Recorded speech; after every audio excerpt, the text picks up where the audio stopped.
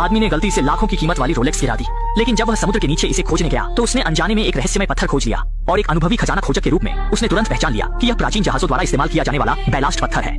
आमतौर पर ऐसे पत्थरों के आसपास निश्चित रूप से एक खजाने से भरा प्राचीन जहाज होता है। ये सोचकर वह तुरंत सतह पर आया और सबसे पहले यह अच्छी खबर अपने 3 साथियों को बताई। कुछ ही समय बाद वे सभी तुरंत काम में लग गए, झाड़ू और मोप लेकर समुद्र के नीचे खोजने लगे। और सच में थोड़ी देर बाद निक ने कुछ खोज लिया। जब उसने इसे बाहर निकाला तो उसने पाया कि यह सैकड़ों साल पुरानी सोने की खंजर थी। इतनी दुर्लभ वस्तु देखकर यह स्पष्ट था कि इस क्षेत्र का खजाना निश्चित रूप से अद्वितीय होगा। यह देखकर निक की खुशी का ठिकाना नहीं रहा। अब बस समुद्र के नीचे खजाना खोजने की जरूरत थी ताकि वे जीवन की ऊंचाइयों पर पहुंच सकें। खोज की दक्षता बढ़ाने के लिए वे तुरंत बाजार गए और बड़ी मात्रा में खोज उपकरण खरीदे।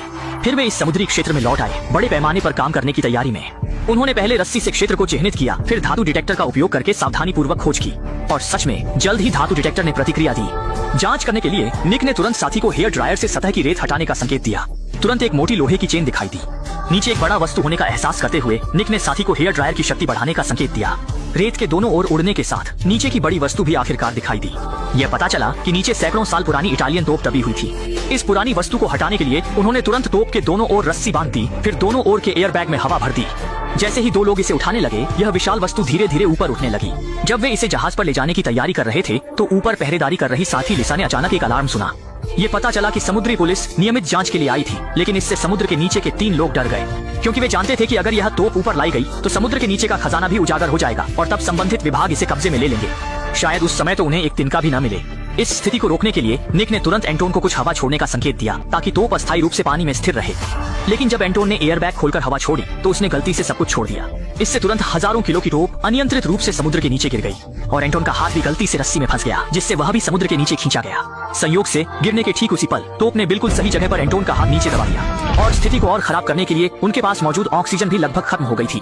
मजबूरी में तीनों को बारी बारी से बची हुई ऑक्सीजन का उपयोग करना पड़ा।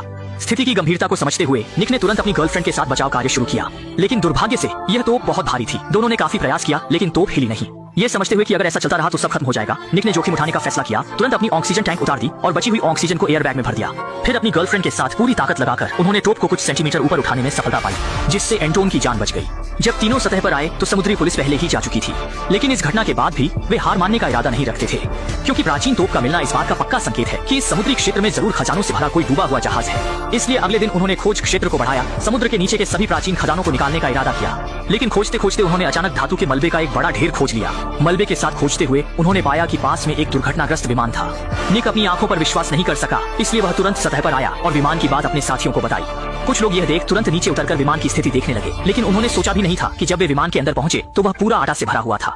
स्पष्ट रूप से यह विमान तस्करों द्वारा आटा ले जाने के लिए इस्तेमाल किया गया था, लेकिन किस्मत की बात है कि दुर्घटना